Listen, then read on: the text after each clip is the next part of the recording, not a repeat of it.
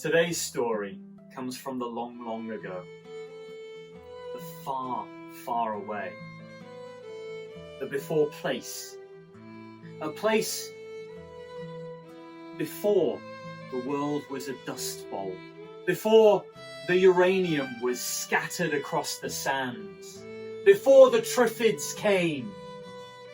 Today's story is from a time when the skies were blue, a time when mighty forests grew and didn't walk the earth. Today's story is from when the nations were still disparate and separate, little tiny islands of bureaucracy, not like the peace we have now in this wasteland paradise in which we live. Today's story is from Scotland, from a place called Achnachaig, a pastoral wonderland, replete with meadows and forests, mountains, the highlands of Scotland, and such wonderful, wonderful people. People that remembered the old ways, before the before time, before the long, long ago, a time when wisps and fae, fuath, walked the earth.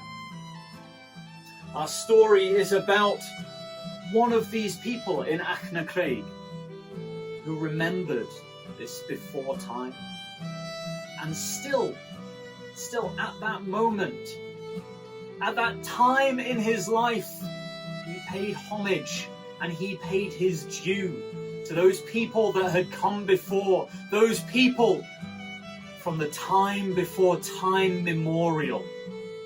This young man was called Jacob, and he was a shepherd. He still, every day, would milk those cows and take a portion of that milk and go to a hollow stone in the wall and place a portion in the bowl. And every morning when he came back, he would see that bowl would be empty. And he would know it wasn't the foxes, it wasn't the rabbits, it wasn't the hedgehogs and the badgers that had drunk that milk. It was the fuath of Achnachaig. There was one not so wise as our young man, however. He was surly and brutish. Let's call him Jack. And Jack was an unpleasant lad indeed. A bully, you might say. He would hide in the bushes and he would spy. He would see every day that bowl of stone be filled with milk. And he would think, why? Why waste this produce? Why waste this that could go to so many families? This person is an idiot.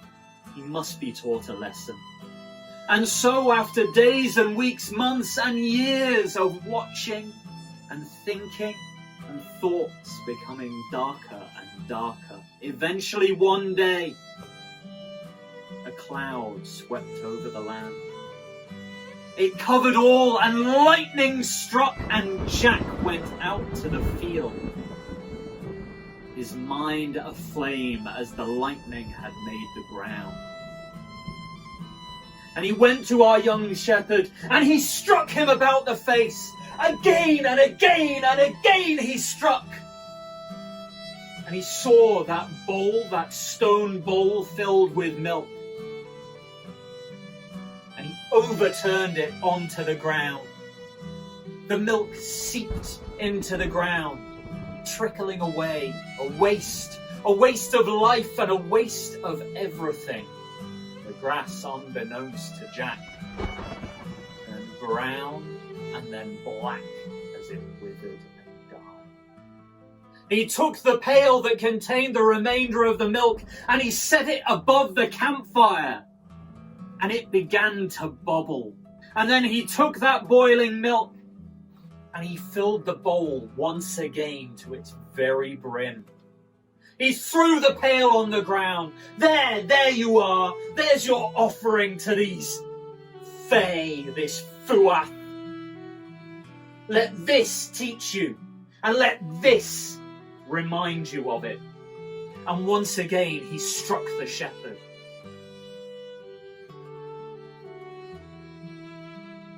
The shepherd lay there crying, and Jack headed off back into the town. That night, the sun set and the moon rose, and Jack took himself to bed. He felt clear in his heart on what he had done. He had taught a lesson, surely. He did not know how much of a bully he was, how shriveled his heart was, how shriveled his mind and his spirit were. There were those who had taken note. They visited him that night.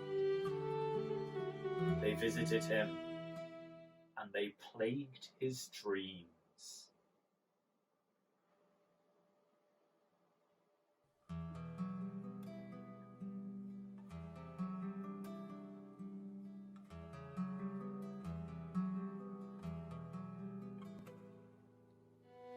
Jack? Jack? Are you sleeping well, Jack? Are you having nice dreams? I saw what you did to the shepherd, Jack. Do you think he is having nice dreams? The shepherd is my friend.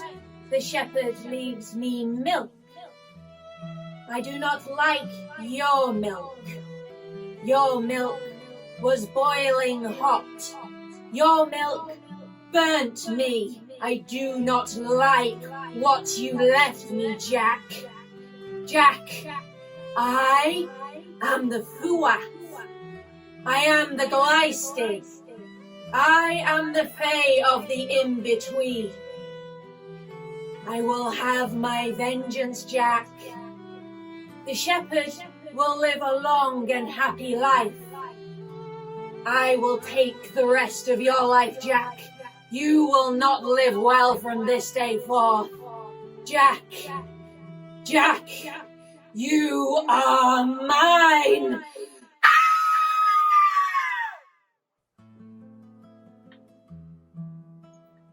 The shepherd rose the next morning. He looked around him. There were flowers everywhere in the meadow. He was bruised, his ribs hurt, his face hurt. And as he looked closer, amongst the flowers, there was something else as well. Coins. Coins of gold. More than he had ever seen before in his life, scattered everywhere amongst the daisies and cowslips. More than a lifetime's worth of earnings. He knew that day that the Fuath had been there for him. He knew that day that he would put milk in the stone bowl for the rest of his days. Jack, on the other hand, Jack was found several days later. He had not risen. He was still in his bed where he had gone that night. A rictus of agony across his face. He was not dead, but certainly he wasn't alive either. The living death. Forever and ever his soul would be kept in torment by the Gleistig. That fawn-like lady, seductive and generous, yet vengeful when wrong. So always remember, the Fuath are there. Not just in Achna-Craig, not just in the long, long ago, in the before time, but now, in the wasteland, the Fuath are always with us.